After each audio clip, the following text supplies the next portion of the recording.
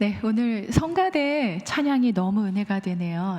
모인 인원수에 비해서 어떻게 저렇게 우렁찬 기상 있는 소리를 낼 수 있을까, 비결이 뭘까 굉장히 궁금했습니다. 그래서 저희가 우리 믿는 크리스찬들이 세상에 살아갈 때 숫자적으로는 많지 않지만 이렇게 기계 있게, 기상 있게 하나님 나라 군대답게 살았으면 좋겠다라는 생각을 하면서 들었습니다. 오늘 말씀 아까 로마서 서신서 본문 잘 들으셨는데요. 모든 삶에는 자랑거리가 다 있습니다. 여러분들은 자랑거리가 뭐 있습니까? 지금 만약에 옆에 분들하고 내 자랑거리를 하나만, 둘만, 세 개만 얘기하라 그러시면 이제 생각나시는 것들이 있으실 것 같아요. 보통 부, 명예, 학력, 건강, 장수, 공부 잘하고 좋은 데 취직한 자녀들 등등 이렇게 자랑을 하곤 합니다. 그런데 오늘 본문에서는 하나님 나라를 소망하고 바라보게 된 사람은 하나님의 영광을 바라보는 소망을 자랑하게 된다라고 말하고 있습니다. 자연인으로 살아가는 일반 세상 사람들과는 자랑거리가 달라진다라고 할 수 있습니다. 어떻게 보면 내 가장 첫 번째 자랑거리가 뭐냐라는 거를 질문을 받았을 때 여러분들께서 대답하시는 걸 보면 그분의 삶의 철학이 무엇인지를 어느 정도는 읽어낼 수 있을 것 같습니다. 하나님 나라 영광을 바라보는 소망으로 자랑을 삼게 된 사람들은 하나님과 화해가 된 사람들입니다. 땅의 나라가 있는가 하면 하나님의 나라, 하늘의 나라가 있습니다. 하나님과 화해가 됐다는 말에는 우리가 하나님과 갈등 관계, 싸우는 관계에 있었다는 말이 전제되어 있습니다. 만일에 어떤 영역에서 통치자가 2명이라면 서로 다투는 갈등 관계에 있게 되지요. 저와 여러분을 하나님께서 다스리도록 우리가 주권을 내어드릴 때 하나님과 화해된 평화가 성립되는 것입니다. 그리스도의 대속의 죽음으로 죄인인 우리를 받아서 용납하시고 의롭다고 불러주시고 하나님과 화해를 이루어 주신 큰 은혜 안에서 이제 우리들의 소망은 표대를 향해서 나아가면서 점점 더 크고 확실하게 됩니다. 이런 소망을 품게 된 사람들은 심지어 환난까지도 자랑하게 된다라고 오늘 말씀하고 있습니다. 제가 어저께 밤에 잠이 안 와서 사전을 찾아봤어요. 그랬더니 환난과 환란이 다르더라고요. 그래서 성경에는 환난이라고 나오는데 환난은 그러니까 우환, 근심, 우환과 재난을 말하는 거고요. 환난은 근심과 우환과 재앙을 말하는 거더라고요. 그래서 환난이 환난을 포함하고 있는 좀 더 큰 개념, 보편적인 개념이라고 보시면 되겠습니다. 성경에는 이제 환난이라는 말이 많이 나옵니다. 근데 예수님께서 너희가 세상에서는 환난을 당하나 담대하라 내가 세상을 이기었노라 라는 말씀하고 여러분들 많이 들어보셨는데요.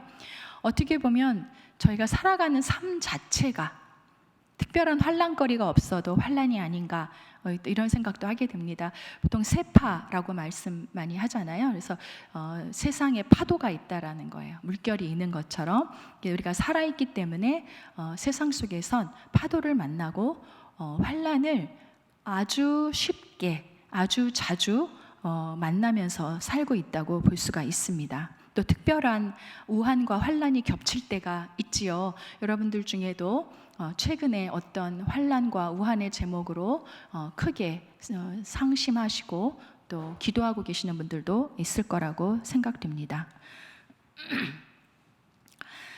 왜 하나님 나라 소망을 품게 된 자들이 환난까지도 자랑하게 되느냐? 결론부터 말하면 환난을 통해서 하나님 나라 백성의 인격이 형성되면서 다듬어지기 때문입니다. 우리의 인격이 다듬어지는 것이 굉장히 중요합니다. 이거는 부차적인 요소가 아니라 우리의 구원이 여기에 달려 있습니다. 오늘 본문이 그렇게 말을 하는데요. 만일 어떤 사람이 국가대표 선수가 되거나 또 친지와 고국을 떠나서 큰 뜻을 품고 유학을 가게 되거나 한 경우 혹독한 훈련이 기다리고 있는데도 우리는 기뻐하면서 감당해 나갑니다. 오히려 그 과정을 자랑스럽게 나가면서 견뎌 나가게 됩니다. 왜 그렇습니까?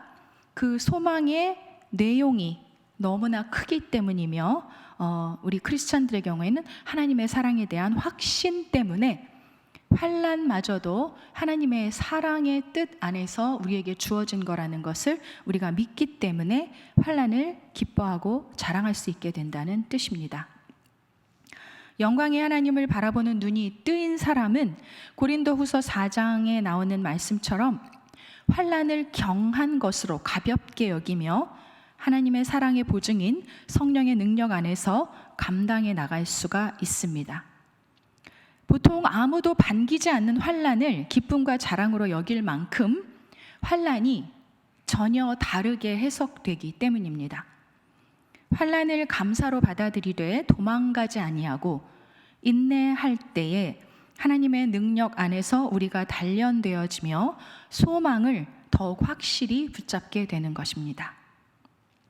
이렇게 자랑거리가 바뀐 사람들은 대속의 은혜를 믿고 그 가운데 뿌리 내리고 살아가는 믿음의 사람들입니다. 오늘 본문에서 5절의 말씀처럼 이 확실한 희망은 우리를 속이거나 실망시키거나 좌절시키지 않습니다. 하나님께서 우리에게 주신 성령을 통해 그분의 사랑을 우리 마음속에 부어주셨기 때문에 조금 더 의심되지 않는 하나님의 신실함 안에서 환난마저도 하나님의 사랑으로 해석하면서 살아가기 때문입니다. 성령님은 하나님의 사랑의 보증으로 우리에게 주신 분입니다. 보증이란 진짜 물건과 나중에 바꿀 수 있는 담보물입니다. 혹시나 여기 계신 분들 가운데 지금 당하고 계시는 환난을 하나님이 왜 나와 우리 가정만 사랑하지 않을까? 라는 사인으로 조금이라도 받아들이는 분은 안 계신지 모르겠습니다. 오늘의 말씀을 신중히 묵상하시는 가운데 위로와 소망이 마음속에 깃드시기를 기원합니다. 세상적인 자랑거리를 똑같이 자랑으로 삼는 사람과 하나님 나라 영광을 소망하는 사람 간에는 명확한 차이가 있습니다. 믿음의 공동체 안에서도 우리에게 주어진 부요함, 성공, 명예 등등을 하나님의 사랑의 증거로 여겨지기도 하는데 이것은 율법적인 기복신앙, 즉 소위 번영신학의 결과라고 할 수 있습니다. 그런데 제가 지금 세상이 자랑하는 자랑거리들이 무조건 배척할 만한 것이라고 말씀을 드리고 있는 것은 아닙니다. 혹시나 우리 안에 세상적인 자랑거리의 획득을 통해 하나님이 나와 우리를 사랑하신다는 증거로 삼았던 경험은 없으신지요? 여기서 요한계시록에 나오는 교회 몇 개를 한번 떠올려 보겠습니다. 요한계시록 3장에서 17절, 라오디게아 교회는 그 당시 크고 부유한 교회였습니다. 그런데 주님께서 라오디게아 교회에 너는 너의 가난한 것과 눈먼 것과 벌거벗은 것을 알지 못하느냐라고 힐문하십니다. 또 요한계시록 2장 9절에 보면 반대로 서머나 교회에는 내가 너의 가난한 것과 궁핍을 알거니와 실상은 네가 부요한 자로다 라고 이렇게 거꾸로 말씀을 하십니다. 또 요한계시록 3장 8절에 빌라델비아 교회에도 내가 너의 행위를 아노니 너의 작은 능력을 가지고도 나의 말을 지키며 나를 배반하지 아니하였도다 라고 칭찬을 하십니다. 여러분, 여기서 내가 너의 행위를 안다, 내가 너를 안다 라고 하는 이 말씀을 여러분들이 한번 좀 주의를 집중해 주셨으면 좋겠습니다. 하나님께서 여러분들을 항상 너무나 잘 알고 계세요. 우리 심중에 어느 가까운 사람들하고도 나누지 못하고 공감받지 못할 이야기들, 여러분 답답하신 게, 우리의 답답함이 어디에서 옵니까? 박수도 이렇게 손을 마주쳐야 되는데 가까운 남편도 아내도 자식도 아주 가까운 친구에게도 말 못할 일들이 참 많습니다. 오해를 사기도 쉽고요. 이 말을 해야 되나 말아야 되나 이럴 때도 많은데, 그러면서도 우리가 때로는 걱정하고 있으면서 갑자기 내가 주님께 기도할 수 있지, 이런 생각이 느닷없이 들기도 합니다. 그런데 항상 잊지 말아야 될 것은 주님께서는 우리의 속사정을 너무나 잘 알고 계십니다. 내가 무엇 때문에 지금 내 마음에 풍랑이 일고 있는지, 고민하고 있는지, 기뻐하고 있는지, 감사하고 있는지, 어느 누구에게도 말 못할 것을 설명을 꼬치꼬치 하지 않아도 주님은 알고 계시지만 그래도 기도함으로써 하나님께 내려놓기를 원하시고 계시지요. 그래서 하나님께서 내가 너를 알고 너를 사랑한다. 내가 너를 알고 너를 사랑한다. 이런 말씀을 늘 365일 24시간 믿고 들으시는 여러분들이 되셨으면 그것이 얼마나 큰 힘이 되는지 모르겠습니다. 여기서 이제 요점은요, 가난이나 실패나 환난 중에서도 하나님의 사랑을 의심하지 않는 사람을 만들고 싶어 하신다는 것입니다. 세상적인 자랑거리의 획득을 통해서만 하나님의 사랑을 증명받으려고 우리가 애쓰고 있었는지를 한번 생각해 볼 필요가 있다는 것입니다. 어쩌면 우리가 믿지 못하기 때문에 세상적인 자랑거리라는 축복과 획득을 통해서 하나님이 나를 사랑하신다는 것을 증거해 보이려고 애쓰며 몸부림치고 있는지도 모르겠습니다. 그런데 막상 오늘 본문의 6절에서 8절은 하나님의 사랑의 참된 실증은 죄인을 위해, 의인도 아니고 선한 사람도 아닌 죄인을 위해 자기 몸을 던져서 십자가의 대속의 죽음으로 사랑해 주신 그 사랑이 참된 실증이다 라고 6절에서 8절이 말하고 있는 것입니다. 의롭지도 경건하지도 선하지도 않은 죄인들을 위해서 세상에서 가장 크고 높고 귀하신 하나님이 그의 아들을 우리 대신 돌아가게 하셨던 것이 바로 우리를 향한 하나님의 실증이라는 것입니다. 고린도후서 4장이 이렇게 말합니다. 우리가 이 보배를 질그릇에 가졌으니 심히 큰 능력이 하나님께 있고 우리에게 있지 아니함을 알게 하려 함이라. 우리가 사방으로 우겨쌈을 당해도 쌓이지 않으며 답답한 일을 당해도 낙심하지 아니하며 박해를 받아도 버림받지 아니하며 거꾸러뜨림을 당해도 망하지 아니하고 우리가 항상 예수의 죽음을 몸에 짊어짐은 예수의 생명이 또한 우리 몸에 나타나게 하려 함이라. 우리 살아있는 자가 항상 예수를 위하여 죽음에 넘겨짐은 예수의 생명이 또한 우리 죽을 육체에 나타나게 하려 함이라. 그러므로 우리가 낙심하지 아니하노니 우리의 겉사람은 낡아지나 우리의 속사람은 날로 새로워지도다. 우리가 잠시 밟는 환난에 경한 것이 지극히 크고 영원한 영광에 중한 것을 우리에게 이루게 함이니 우리가 주목하는 것은 보이는 것이 아니요 보이지 않는 것이니 보이는 것은 잠깐이요 보이지 않는 것은 영원함이라. 아멘. 로마서 5장의 오늘 본문과 지금 읽어드린 고린도후서 본문을 연결시켜서 여러분들과 저의 삶에 적용해 보겠습니다. 환난에 대한 저희들의 첫 반응은 아마 비슷할 것입니다. 대개 우리는 꽃길만을 걷고 싶어 합니다. 그러나 지난한 주님과의 동행을 통해서 나의 삶에 대한 주권을 그분께 넘겨드리는 일상에서의 훈련이 계속되면서 우리의 겉사람이 크고 작은 환난을 통해 마치 녹슨 것이 하나씩 벗겨져 나가듯이 하나씩 둘씩 깨어져 나갑니다. 반면 우리의 겉사람이 후패할수록 주님 안에서 재발견되는, 즉 성령과 결속되어 있는 우리 속사람은 그럴수록 나날이 새로워집니다. 이런 과정을 겪어 나가면서 환난에 대한 우리의 견해도 조금씩 변합니다. 환난에 대한 두려움이나 염려도 전보다는 조금씩 줄어듭니다.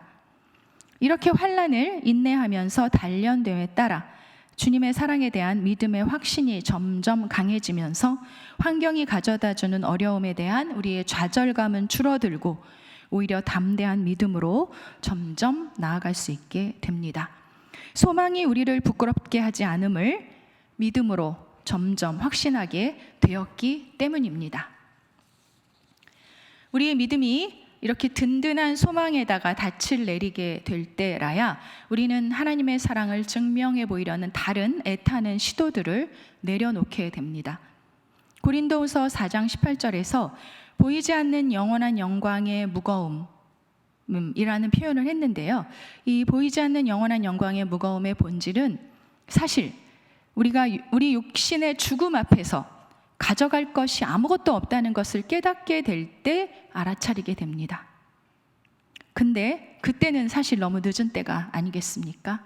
어찌 보면 우리가 보이지 않는 영원한 영광의 무거움이라는 것을 내려놓고 환난에 경한 것, 또 이 세상적인 어떤 자랑거리들, 이런 것을 붙잡지 말아야 될 것을 꽉 붙잡고 그것 때문에 울며 웃으면서 거꾸로 살아가고 있지 않은지, 우리가 항상 죽음 앞에 한번 서봐야 된다라는 것이죠. 참 이상한 게 인간은 반드시 죽습니다. 너무나 명확한 사실인데 그 사실을 우리는 잊어버리고 싶어하고 기억 안 하고 싶어하고 약간 흐리멍텅하게 분명하지 않게 이렇게 놔두고 싶어하는 것 같아요. 그런 거 보면서 인간 안에 어떤 죽음에 대한 회피하거나 두려워하는 본성이 있구나라는 것을 생각하게 됩니다. 그러나 우리는 그것을 확실하게 직면하면서 살아가야 되는 너무나 명확한 사실이라는 것입니다. 하나님과 화해된 크리스찬의 구원은 예수님과 연합된 속사람이 그리스도의 장성한 분량으로까지 성장해 가는 데에 달려 있습니다. 철학적인 사유로 한번 이것을 풀어보면 코나투스에서 해방될 때 참 자아를 획득할 수 있다라고 철학자들이 얘기합니다. 코나투스라는 철학 용어가 있는데요. 존재자의 끊을 수 없는 자기 연루에서 해방되는 것을 말합니다. 이것을 어느 철학자가 아주 쉽게 얘기했는데요. 장이라는 바보가 있었어요. 바보가 엄마한테 심부름을 받아요. 장아, 네가 이 도시락을 가지고 아빠가 일하는 데다 좀 갖다 주고 와 하고 도시락이 따뜻할 때 심부름을 보냈습니다. 그런데 장이 바보잖아요. 자기 그림자가 자기를 쫓아오는 거예요. 그래서 야, 너 누군데 나 쫓아오지 마 하고 그림자하고 실랑이를 하다가 도시락을 아빠한테 갖다 주는 그 쉬운 심부름을 수행하지 못했다라는 이야기입니다.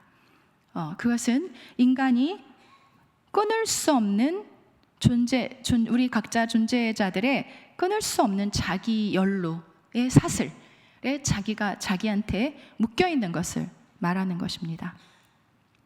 인간 존재자는 자기가 자기 연루의 사슬에서 끊어질 때라야 비로소 참된 자아가 정립된다라는 것입니다. 이것은 사실 기독교만 말하고 있지도 않아요. 많은 종교들이 이런 부분을 얘기하고 있고 심지어 철학도 이런 이야기를 하고 있는 것입니다. 엠마누엘 레비나스라는 유대인 철학자가 있습니다. 이분은 고통받는 얼굴로 낯설게 다가오는 타인의 얼굴에 내가 무한 책임으로 반응하는 사람이 될 때 참된 자아가 획득된 완전한 자유자가 된다라고 말을 합니다. 레비나스가 말한 이 이야기가 성경의 선한 사마리아인 비유에 나옵니다. 강도 만나서 반쯤 죽게 된 낯선 타자에 대한 사마리아 사람의 무한 책임적 반응.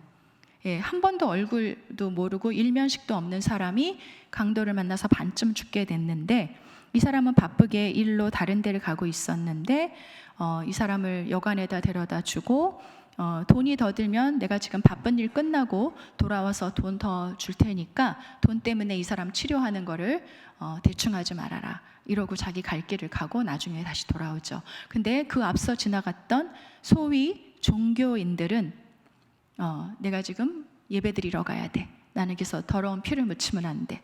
죽은 사람과 가까이 하면 안 돼. 이렇게 나는 지금 예배를 집례하러 가야 돼. 이러면서 그 자리를 피해 지나갔다는 얘기가 선한 사마리아인의 비유입니다. 주님께서는 이 비유를 마치시고 나서 가서 너도 이와 같이 하라 라고 말씀을 하십니다. 기독교의 진리는 말도 아니고 교리도 아니고 인격이요 몸으로 사는 삶이며 이것이 로마서 12장이 말하는 가장 영적인 예배입니다. 진리 안에서 그리스도께서 주신 자유를 얻은 사람들은 그 자유로 육체적인 본성대로 탐닉할 기회를 삼지 않고 사랑으로 자발적으로 서로서로에게 종이 되어 섬기는 삶을 부단하게 살아나갑니다. 하나님이 은혜로 주신 자유는 사도 바울의 말처럼 우리가 원하는 선은 행하고 원하지 않는 악을 멀리할 수 있는 자유입니다. 즉 진리 안에서 자유케 된 이들은 자발적인 사랑의 봉사로 남을 섬기며 책임적으로 무한 책임으로 살아갈 수 있고, 또 그런 삶을 통해 오히려 최상의 자아 성취를 이룰 수 있다라는 것입니다. 혹시 영화에 나오는 마라톤 장면에서 마라톤 주자와 같이 달려주는 선두 주자를 보신 적이 있으신지요? 이런 사람들을 페이스메이커라고 합니다. 페이스를 만들어주는, 조절해주는 사람이라는 뜻이겠죠. 이 페이스메이커의 원래 뜻은 중장거리 경주에서 선두를 달리면서 속도의 모범, 기준을 보여주는 사람을 말합니다. 흔히 마라톤에서 자기 팀 선수 중에 가장 잘 달리는 사람을 위해서 30km까지만 페이스메이커가 선두권을 형성해 나가면서 페이스를 이끌어 줍니다. 한편으로 페이스메이커가 앞서 달려나가게 되면 상대 경쟁주자들도 의식적으로 선두권을 유지하려고 속도를 초반에 내다보면 오버페이스를 할 수 있게 됩니다. 결국 상대 경쟁주자들의 페이스를 흐트러뜨림으로 자기 팀 선수가 승리할 수 있도록 도울 수 있습니다. 이 페이스메이커들의 도움이 뒷받침되기 때문에 우승이 가능합니다. 페이스메이커는 앞서 달리기 때문에 바람의 저항도 크게 받습니다. 그렇기 때문에 뒤따라오는 선수들은 저항을 적게 받으면서 편안히 달리게 됩니다. 자연히 체력 안배를 해나가며 달릴 수 있게 됩니다. 한마디로 페이스메이커의 희생으로 자기 팀 선수가 안정적으로 자신의 경주를 해나갈 수 있도록 지원해주는 역할을 하는 것입니다. 이처럼 페이스메이커들은 자기 자신을 위해 달리지 않습니다. 1등을 하기 위해 욕심 부린다면 페이스메이커로 역할을 못하기 때문입니다. 페이스메이커는 마라톤에서 온갖 굳은 일을 해야 되기 때문에 그 역할은 대부분 마라톤 초기 입문한 선수들에게 부여가 됩니다. 여러분 잘 아시는 황용조 선수도 처음에 페이스메이커로 시작했다고 하면 아마 다들 놀라실 것입니다. 마라톤에서의 페이스메이커는 조직에서 참모와 같습니다. 페이스메이커는 경쟁 선수의 스피드, 피로도 등을 관찰하면서 상대 선수를 계속 자극합니다. 또한 자기 팀 선수가 자기를 잘 따라오고 있는지, 달리면서 다른 문제는 없는지 계속 관찰하며 그를 잘 이끌고 나가야 합니다. 즉 단순히 앞만 보고 달리는 선수가 아니라는 것입니다. 페이스메이커 역할을 초기 입문한 선수들에게 부여하긴 하지만 그에게 운동 센스나 감각 등 경기 운영 능력이 없으면 쓸 수가 없습니다. 모든 경기 종목에서 전략 없이 경쟁하는 스포츠는 없습니다. 마라톤은 단순히 잘 달린다고 이기는 경기가 아닙니다. 코스 상황이나 그날의 날씨, 구간별 전략을 짜서 선수들끼리 거리별 두뇌 싸움을 벌이는 것이 마라톤입니다. 본래 황영조 선수의 주 종목이 5000m와 10000m였기 때문에 황영조 선수가 그 종목에서 두각을 나타내고 있었으므로 페이스메이커 역할 제안을 받은 것입니다. 즉 경기 운영 능력이 뛰어나기 때문에 그를 선발한 것이지 단순히 잘 달려서 그를 페이스메이커로 제안을 한 것은 아닙니다.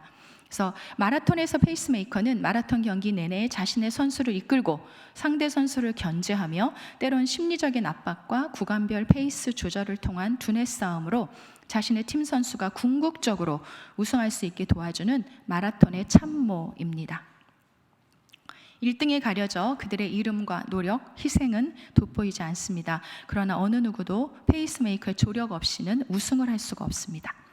이처럼 하나님과 화해된 우리 크리스천들에게 주님께서는 성령을 통해 페이스메이커의 역할을 해주십니다. 우리 신앙의 경주, 표대를 향하여 나가는 신앙의 경주를 저희가 지금 달리고 있지 않습니까? 악한 마귀는 우리를 또 가만히 놓아두지 않습니다. 전략이 마귀들은 너무나도 많습니다. 우리 힘만으로는 이길 수가 없습니다. 뒤에서 묵묵히 희생하며 돕고 계신 참모처럼 주님께서는 오늘도 환난당한 저와 여러분을 위해 앞에서 이끄시며 옆에서 지지하시며 뒤에서 밀어주고 계십니다. 여러분, 주님께서는 우리가 생각하는 것보다 훨씬 더 열심히 일하고 계십니다. 훨씬 더 세밀히 일하고 계십니다. 여러분, 하나하나 다 끄집어내서 내가 인지하지 못하는 것들마저도 하나님께 감사 기도를 드리세요. 예, 감사가 감사를 낳고 감사한 자들에게 하나 더 주시는 하나님이시란 말 들으셨죠? 예, 하나님께서 정말 참으로 애를 많이 써주고 계시는데 우리가 그걸 다 인지하지 못하는 것이 이제 문제라고 해요. 그래서 우리가 힘이 들게 신앙생활을 하고 있는 부분이 있습니다. 그분은 우리 각자의 체질을 아시며 강점과 약점을 아십니다. 우리의 걸음을 하나님의 표대를 향해 곧게 걸어갈 수 있도록 정말 세심하게 신경 쓰시면서 열심히 돕고 계십니다. 나약하고 무력한 죄인들을 위해 십자가의 희생을 자처하신 하나님의 신실하신 사랑이 아닌 다른 어떤 것에 우리 자신을 맡길 수 있겠습니까? 말씀을 정리하겠습니다. 오늘의 본문은 환난이라는 지난하고 혹독한 과정을 성령의 능력 안에서 인내로 통과하면서 우리의 깊은 속사람의 심중에서 단련된 주님과 연합한 인격 안에서 우리의 구원의 소망이 포착된다고 말씀하고 있습니다. 환난이 인내를, 인내가 연단을, 연단이 소망을 이루는 줄을. 여러분, 이거 다 외우시죠? 예, 이게 영적인 삶의 원리인 것입니다. 이제 결론적인 선포로서 로마서 8장에 나오는 하나님의 사랑의 찬가를 제가 대독하고 마치도록 하겠습니다. 그러나 이 모든 일에 우리를 사랑하시는 이로 말미암아 우리가 넉넉히 이기느니라. 내가 확신하노니 사망이나 생명이나 천사들이나 권세자들이나 현재일이나 장래일이나 능력이나 높음이나 깊음이나 다른 어떤 피조물이라도 우리를 우리 주 예수 그리스도 안에 있는 하나님의 사랑에서 끊을 수 없으리라. 아멘. 저와 여러분 모두 우리를 실망시키거나 우리의 희망을 조금도 좌절시키시지 않으시는 하나님의 확실한 사랑 안에 뿌리를 내리고 힘차게 살아가시기를 간절히 기원드립니다. 모두 묵상기도 하시겠습니다.